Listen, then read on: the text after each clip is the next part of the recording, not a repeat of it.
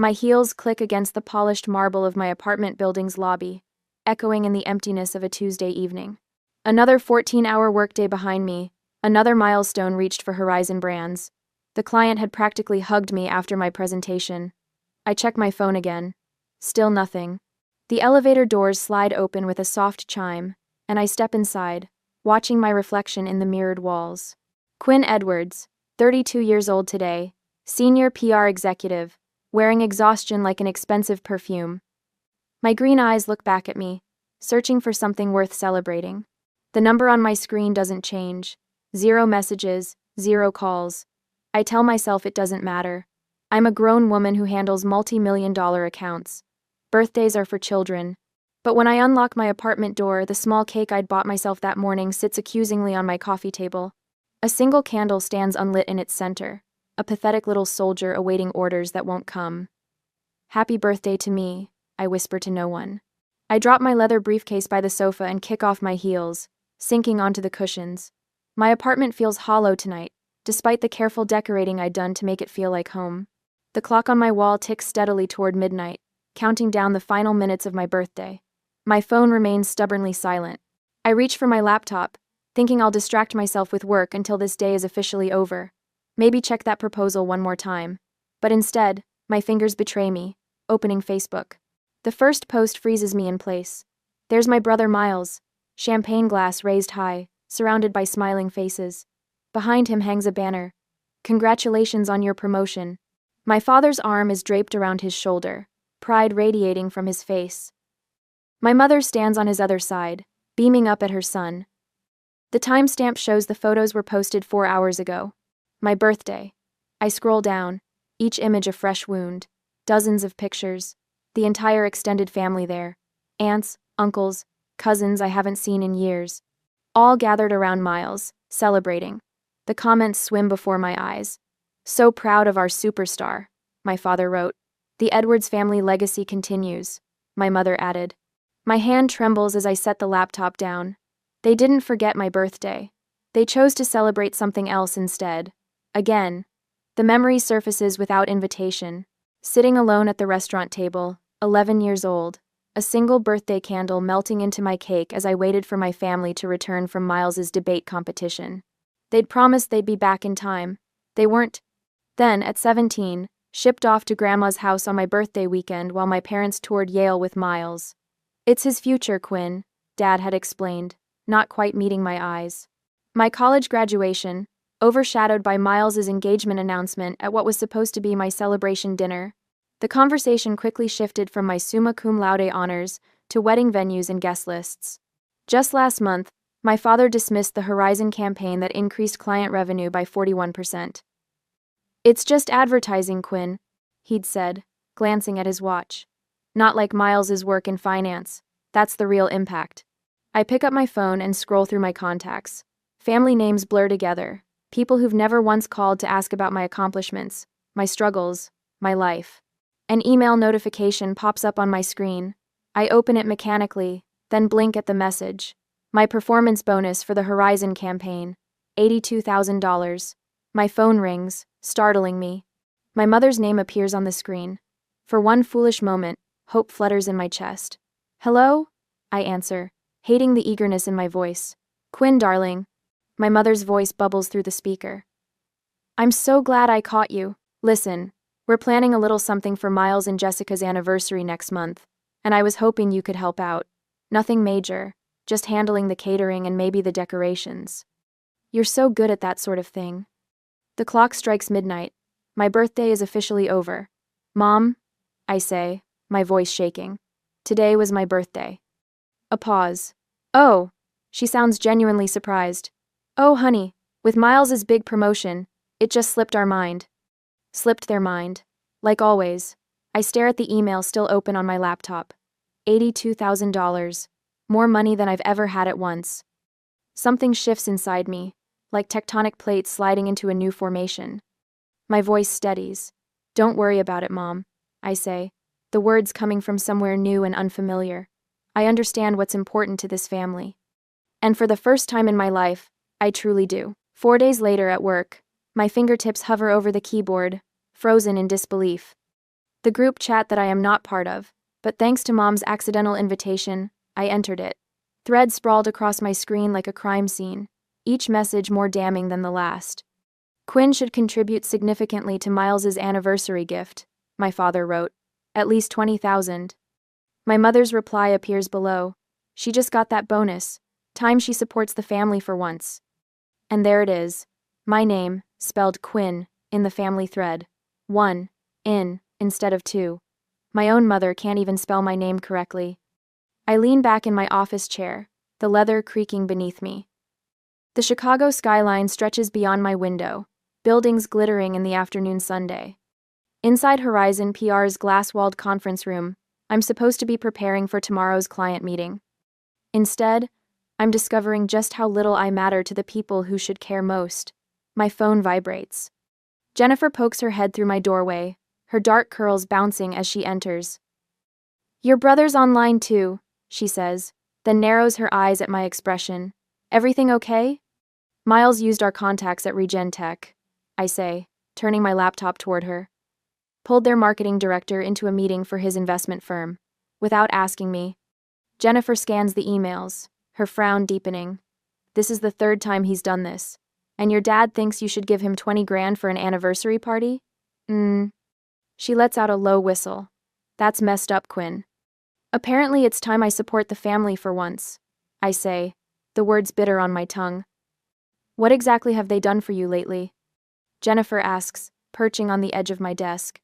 Her bluntness is why we've been friends since orientation day 5 years ago. The question hangs in the air as my office phone continues blinking. Miles, waiting for me to pick up. Probably wants another contact, another favor. "Your bonus was well earned," Jennifer continues. "Lawrence wouldn't have approved it otherwise." As if summoned, my boss appears in the doorway. Lawrence Chen, CEO of Horizon PR, immaculate in his charcoal suit despite the late hour. "Quinn, the Westfield campaign numbers just came in," he says, sliding a folder across my desk. 41% increase in their quarterly revenue. The board is ecstatic. His smile reaches his eyes. "This is why I fought for your bonus. You've earned every penny." After he leaves, Jennifer squeezes my shoulder. "See? At least someone appreciates you." I finally answer Miles's call, keeping my voice professional despite the anger simmering beneath my skin. He needs Regen Tech's chief marketing officer at his dinner tomorrow. Important potential client. Family helping family. "I'll see what I can do," I say, non-committal. That evening, I stop at Mrs. Bennett's apartment on the 3rd floor. She opens the door with a warm smile that crinkles the corners of her eyes, the scent of freshly baked cookies wafting from her kitchen. "Right on time," she says, ushering me inside. At 84, Mrs. Bennett moves with the determination of someone half her age. These oatmeal cookies won't eat themselves. We sat at her small kitchen table, the checkered tablecloth soft beneath my fingers. For 3 years, Tuesday evenings have been our ritual. Me bringing takeout, her providing dessert. The family I've chosen rather than the one I was born into. "You look troubled," she observes, pushing the cookie plate closer. I tell her about the emails, about Miles using my contacts, about the $20,000 they expect me to contribute. And they spelled my name wrong. I finish, hearing the childish hurt in my voice. Mrs. Bennett's hand covers mine. Some parents never see their children clearly, too busy looking at their own reflection. Her words follow me home, lingering as I change for the family dinner I've been dreading for days. My apartment feels like a sanctuary now, away from what awaits me at my parents' house. On Saturday evening, the Edwards family mansion looms over Lakeshore Drive, 3 stories of stone and privilege. Inside, my mother, Claudia, fusses with flower arrangements while my father, Richard, pours himself a scotch. Miles and his wife, Jessica, sit on the leather sofa, looking like a country club advertisement. Dinner progresses with the usual choreography. My father dominates the conversation, detailing Miles's recent promotion. My mother interjects with the perfect anecdote. I push salmon around my plate, waiting for the inevitable. "It comes with dessert. Quinn," my father says, setting down his coffee cup with authoritative precision. "We need to discuss your contribution to Miles and Jessica's anniversary celebration." The room seems to contract. All eyes turn to me. 20,000 would cover the venue and catering, he continues. As the only family member with a recent windfall, it seems appropriate. My mother nods, her pearl earrings catching the light. Family supports family, darling. The words trigger something in me. Family supports family. When had they supported me? I can't, I say quietly. My father frowns, not processing my refusal. I beg your pardon? I can't contribute $20,000. My voice steadies. That's a quarter of my bonus. I have other plans for it. Silence descends, thick and unfamiliar. No one in this room is accustomed to hearing no from Quinn Edwards. What other plans could possibly take precedence over your brother's celebration? My father's voice drops dangerously. My future, I answer simply. My mother's face crumples. After all we've done for you, she whispers, tears gathering. The performance is flawless, designed to maximize guilt. What exactly have you done for me? The question slips out before I can stop it. My father rises, towering over the table. I will not tolerate ingratitude in this house. Your brother is the real achiever in this family. The least you can do is support his success. His words strike with precision, finding the bruise he's been pressing my entire life. I stand, legs unsteady beneath me. I need to go, I say, gathering my purse. My mother reaches for my arm. Quinn, please, don't make a scene. But for once, I don't retreat into silence. I don't smooth things over. I walk out the front door, guilt trailing behind me like a shadow. But something else too. Resolution. For the first time in 32 years, I've refused to fade into the background of my brother's life. It feels terrifying. It feels right. In my car, hands still trembling on the steering wheel, I make a promise to myself. This is just the beginning. A week later, Mother calls every morning at precisely 7:15. I've started leaving my phone in the bathroom while I make coffee. Quinn, sweetie, this rebellious phase needs to end. Her voice echoes from the speaker as I apply mascara. Your father hasn't slept properly since that dinner. I watch myself in the mirror, cataloging the familiar tightness around my mouth. Mom, I'm not rebellious. I'm 32. Then why are you breaking our hearts, after everything we've sacrificed for you? The mascara wand freezes midair. What exactly have you sacrificed for me? She gasps, genuinely shocked. How can you ask that? We gave you everything. I have a meeting. I need to go. I hang up before she can respond. By afternoon, my father strides through the glass doors of Horizon Brands, his tailored suit and commanding presence turning heads. Jennifer catches my eye across the conference room, mouthing code red before disappearing. I intercept him near reception. Dad, this is my workplace. Then you should conduct yourself like a professional. His voice carries, drawing attention from nearby cubicles. Professionals honor their family obligations. Lower your voice. I guide him toward an empty meeting room, acutely aware of curious glances. What do you want? Your mother hasn't stopped crying. Is that what you wanted? To punish us because we missed one birthday? The dismissal ignites something molten inside me. Try 20 years of birthdays, graduations, and achievements. You always exaggerate. He checks his watch. The point is, Miles deserves our support. 20,000 from your bonus is more than fair. My phone buzzes with an emergency alert from our biggest client. I have to handle this crisis. We'll talk later. I do too on. This conversation isn't finished, Quinn. Actually, it is. I close the door behind me, hands trembling but voice steady as I dial the client. 3 hours later, I stand before our executive team, presenting the crisis management strategy that saved the Westridge account. My voice doesn't waver once. That was extraordinary work. Our CEO says afterward, hand on my shoulder. You just saved a $3 million account with that quick thinking. The client called me personally to sing your praises. Pride blooms warm in my chest, unfamiliar but welcome. Thank you. I appreciate that. Walking back to my office, I notice 6 missed calls from Miles and a text. Mom's crying every night because of you. Fix this. Fix. I silence my phone and turn to the stack of congratulatory emails from colleagues and clients. The contrast is stark. At work, I'm valued. At home, I'm an afterthought unless I'm giving something. 3 weeks after my birthday, I sit alone in a corner cafe, laptop open, a half-eaten slice of carrot cake beside me. At a nearby table, a group of friends surround a young woman wearing a paper crown. They laugh, offering gifts wrapped in shiny paper. Make a wish, Amanda. Someone calls as she blows out her candles. I watch their easy affection, the genuine celebration of her existence. The realization settles like a stone. I will never have this with my family. No amount of achievement will make them see me. My fingers hover over the keyboard. Without quite deciding to, I type, Lakefront Property, Michigan. The search yields dozens of results. I click on one, a 4-bedroom house with wide windows facing the water, wooden deck wrapping around 3 sides, mature pine trees offering privacy. Price, $365,000. I study the photos, something expanding in my chest with each swipe. This could be mine, my refuge, my choice. The next morning, I call a realtor and arrange a private viewing. 2 days later, I stand on that wooden deck, watching sunlight dance across the lake's surface. The owners are motivated sellers. The realtor explains. They've already moved to Arizona. I'll take it, I hear myself say. I can make a substantial down payment. Her eyebrows lift. Don't you want to think about it? Maybe bring your family to see it? No. The word feels clean, definitive. This is for me. Days later, the mortgage approval comes through quickly, thanks to my excellent credit. I sign papers in a quiet office, each signature feeling like a declaration of independence. Mrs. Bennett, my elderly neighbor who's shown more interest in my life than my mother ever has, accompanies me to the closing. You're doing the right thing, dear, she says, patting my hand as I receive the keys.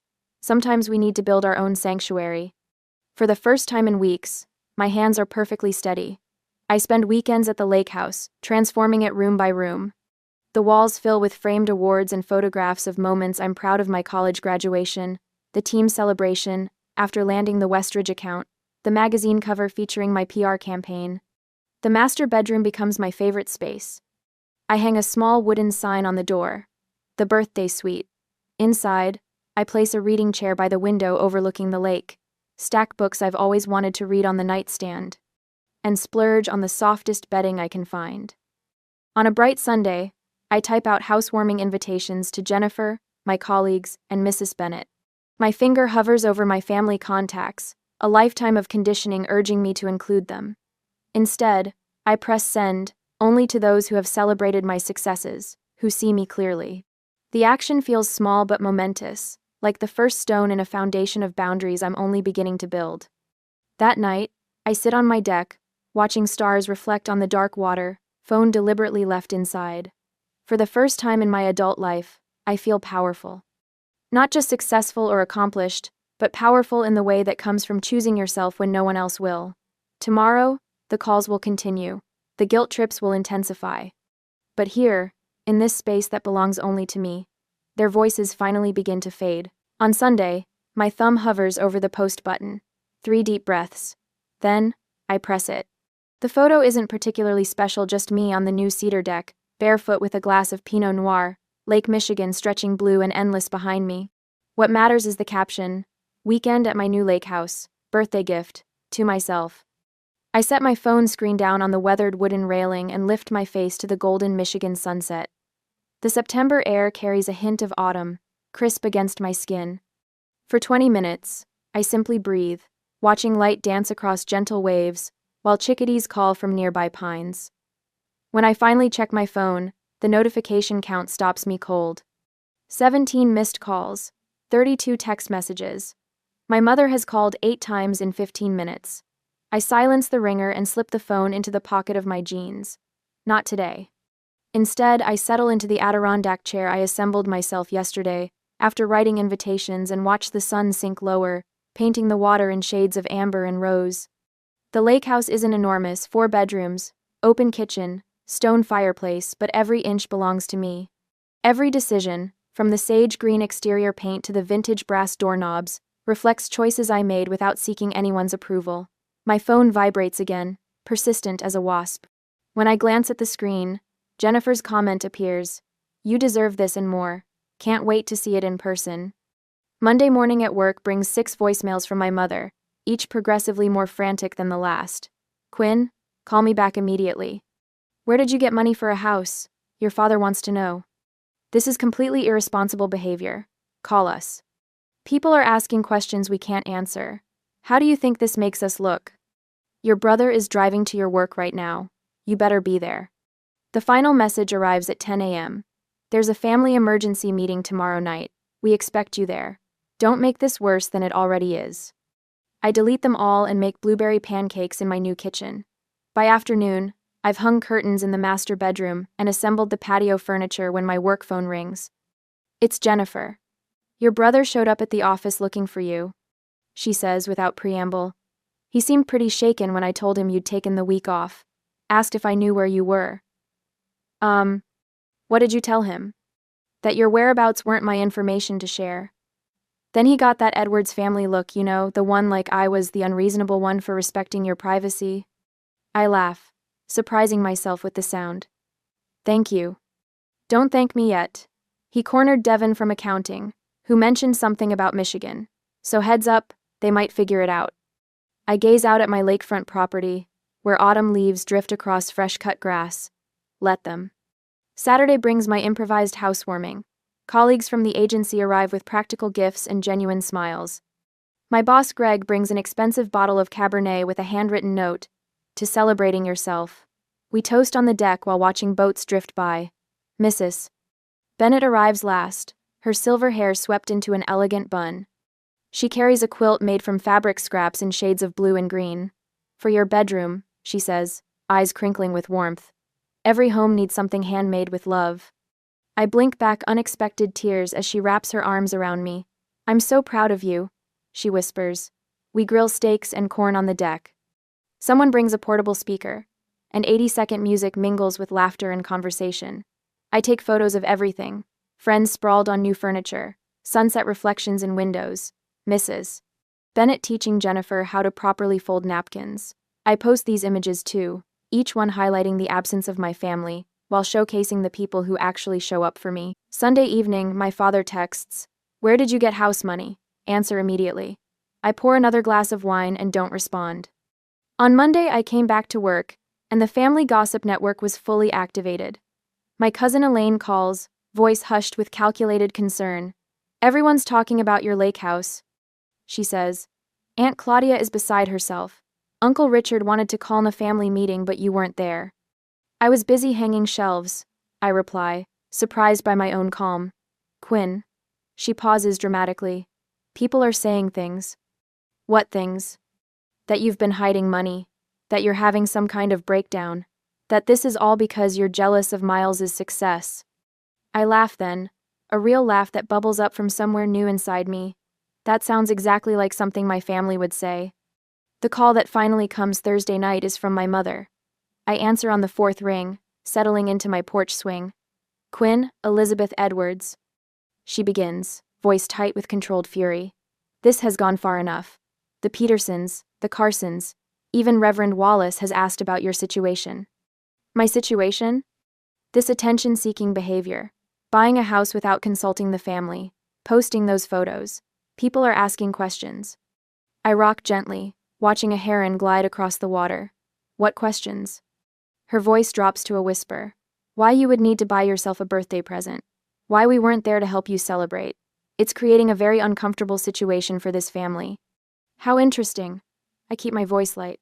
It's almost like actions have consequences. "We need to fix this." Her voice hardens with purpose. "I'm organizing a family dinner Sunday night. Your father and I will explain that this was all a misunderstanding.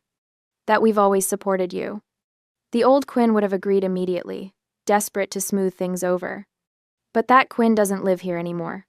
"I'm available Tuesday next week," I say instead. 7 o'clock, and I'll bring the photo albums. "What photo albums?" I smile into the phone. The ones I've been keeping since I was 11 years old, documenting everything. Documenting. For once, my mother has nothing to say. On Tuesday next week, the granite steps of my parents' mansion stretch before me like a courthouse walkway. I grip the 3 photo albums tighter against my chest, my knuckles whitening around their edges. The evening sun casts long shadows across the manicured lawn, shadows that seem to reach for me, trying to pull me back into old patterns. I ring the doorbell instead of using my key. Tonight, I'm not family. I'm a prosecutor with evidence. The heavy oak door swings open. Dad stands there, all 6'2" of him framed in the doorway, his silver hair perfectly combed despite the hour. His eyes flick to the albums in my arms, then back to my face. "You're late," he says, turning away without waiting for a response. No hug, no smile, just criticism. I follow him into the foyer where Mom waits, tissues already clutched in her hand. Her eyes are red-rimmed, makeup carefully applied to look like she's been crying without actually ruining her appearance. "Quinn," her voice breaks dramatically. "We've been so worried." I don't answer. The script is too familiar, her tears, my guilt, my eventual surrender. Not tonight. Miles appears from the living room, drink in hand. He pauses when he sees me, his expression shifting from casual confidence to something uncertain. I stand straighter, holding his gaze until he looks away first. "Dinner's getting cold," Mom says, turning toward the dining room. The table is set with the good china, candles flickering in sterling silver holders. A peace offering, or a bribe. I place the photo albums on the sideboard and take my usual seat opposite Miles, diagonal from the head of the table where Dad reigns. "Your mother made your favorite," Dad says, serving himself first as always, beef Wellington. "It hasn't been my favorite since high school. Miles prefers it. Let's just cut to the chase," I say, leaving my plate empty. "I know why you called this dinner." Mom sets down her fork with a theatrical sigh. "Quinn, sweetheart, we're just concerned about your impulsive decisions. Buying that lake house without consulting us?" Dad interjects, knife slicing through his meat with surgical precision. It reflects poorly on the family image. Reckless spending, poor financial planning. "It was my bonus money," I say quietly. "Money that could have been invested properly," he continues as if I hadn't spoken, "or contributed to something meaningful for the family." Miles clears his throat. "Quinn, no one's saying you can't have nice things, but maybe selling it would keep peace in the family. Mom's been crying every night." Mom dabs at eyes that remain suspiciously dry. "You're breaking your mother's heart," she whispers. I push back my chair and walk to the sideboard. The album feels heavy in my hands as I return, placing it at the center of the table. "I brought something I thought you should see." Dad's mouth tightens. "We don't have time for scrapbooks." "Make time." My voice doesn't waver. I open the first album. Pages of Miles in party hats. Miles blowing out candles. Miles surrounded by towers of presents. Ages 6 through 25, each birthday documented with professional photography. "Turn to page 16, I tell Miles. He hesitates, then flips the page. A photo of his 18th birthday. A car with a giant bow. Dad handing him keys. Mom crying tears of actual joy. I slide the second album forward. "This one's mine." Mom reaches for it first. Her fingers tremble slightly as she opens it. Empty pages stare back at her. A few scattered photos, me alone with store-bought cupcakes. One of Mrs. Bennett hugging me on my 30th. Nothing else. There was nothing to put in it, I explain.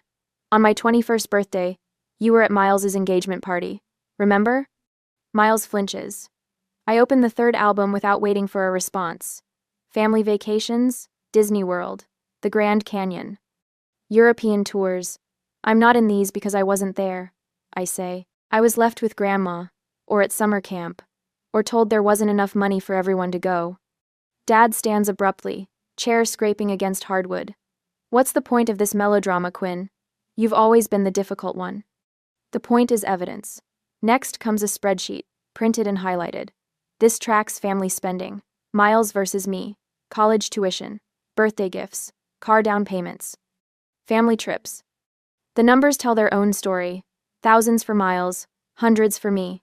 "And this," I say, pulling out a worn diary page, "is from when I was 9. I read aloud, "Maybe next year they'll remember my birthday without Grandma calling to remind them." Finally, I produce a photograph. Christmas dinner, 3 years ago. An empty chair at the table, a place setting with my name on a card. I was in Chicago, working. You knew I couldn't come, but you set a place anyway, took this picture, and sent it to me with, "We missed you." You wanted me to feel guilty for not being there. But I was the only one who noticed something. I point to the chair. "Look closer." Mom takes the photo, squinting. "That's not my usual chair," I say quietly. "That's where guests sit. Even when you're pretending I belong, I'm still an outsider." The silence stretches between us, taut as a wire. Dad's face darkens to crimson. "What do you want from us, Quinn? An apology? Fine. We favored Miles. He was always the priority. He's carrying on the Edwards name, the Edwards legacy. Mom crumples, real tears now. We didn't mean to. It just happened. And then it became a pattern, and I was easier to ignore. I finish for her. Miles hasn't spoken. He's staring at a photo I deliberately placed at the edge of the table. Him at 8, surrounded by presents. Me at 6, watching from the background, mouth tight in a smile that doesn't reach my eyes. I stand, gathering my evidence except for the albums. Those I leave behind. I don't need your approval anymore. I say, voice clear and steady. I don't need your love or your attention or your validation. I waited 32 years for you to see me. I'm done waiting. I turn toward the door, shoulders straight, steps unhurried. Behind me, Miles calls my name. Mom sobs.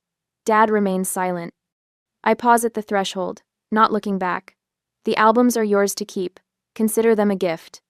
The door closes behind me with a quiet click that echoes like thunder. A year later, on my birthday, the morning sun paints gold across my lake house deck as I arrange a tray of fresh fruit beside a champagne bucket. 33 candles waited on the cake. Jennifer insisted on bringing one for each year, plus one for luck. Need any help? Mark from marketing calls from the sliding door, balancing a platter of pastries. Just set those anywhere. I smooth my red sundress and check my watch. Everyone should be here within the hour. A year makes quite the difference. Last birthday, I sat alone in my apartment with a store-bought cake. Today, my deck bustles with colleagues and new friends, all here to celebrate me. My phone buzzes with congratulatory texts about my promotion to senior director. The timing feels poetic, announced yesterday, celebrated today. The lake sparkles beyond the railing, reflecting the sky that matches my mood. Dr. Levine, my therapist, would call this progress. Our weekly sessions have helped me understand the family dynamics that shaped me. Generational patterns, she calls them. Breaking them takes courage. Courage looks like spending Thanksgiving at a resort in Vermont instead of my parents' house. Like muting group texts when they turn manipulative. Like building my own traditions from scratch. Quinn! Jennifer raises her mimosa glass.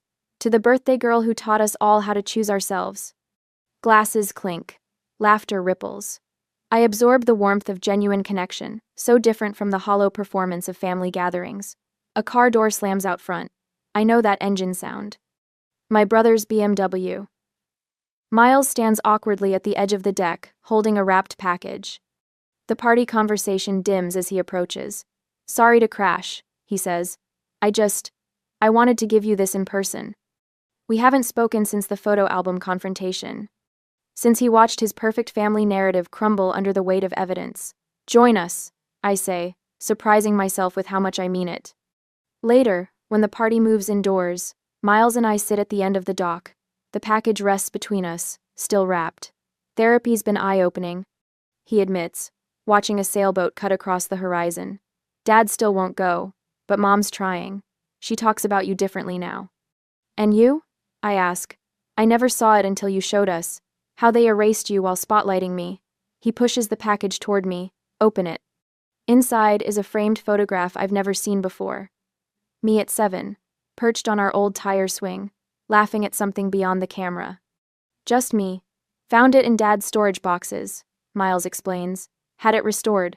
Proof you existed, even when nobody was looking. My throat tightens. Not a solution, but a beginning.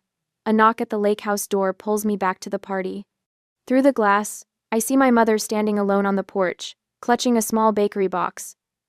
She insisted on coming, Miles says. I didn't tell her where until today. Mom's hands tremble as she holds out the box. Inside sits a cupcake with a single candle. Happy birthday, Quinn, she whispers, her rehearsed smile faltering into something more genuine. I brought carrot cake. You always liked that, didn't you? I did, she remembered. The party's winding down, I say, stepping aside. You can stay for cake if you'd like. Her relief is palpable. Small steps. After everyone leaves, I walk back to the dock as twilight settles over the lake. Last year, I spent my birthday staring at an empty inbox in a sterile cafe. Tonight, I'm surrounded by gifts chosen with care, echoes of laughter, and the beginnings of boundaries that protect without isolating. My phone chimes with a text from Mrs. Bennett. Did you enjoy your day, dear? I smile as I type my reply. For the first time, I truly celebrated myself. The lake house windows glow behind me, light reflecting on the gentle waves. I raise my glass to my silhouette against the sunset, toasting the woman who finally learned that validation begins within. What gift have you given yourself that changed everything?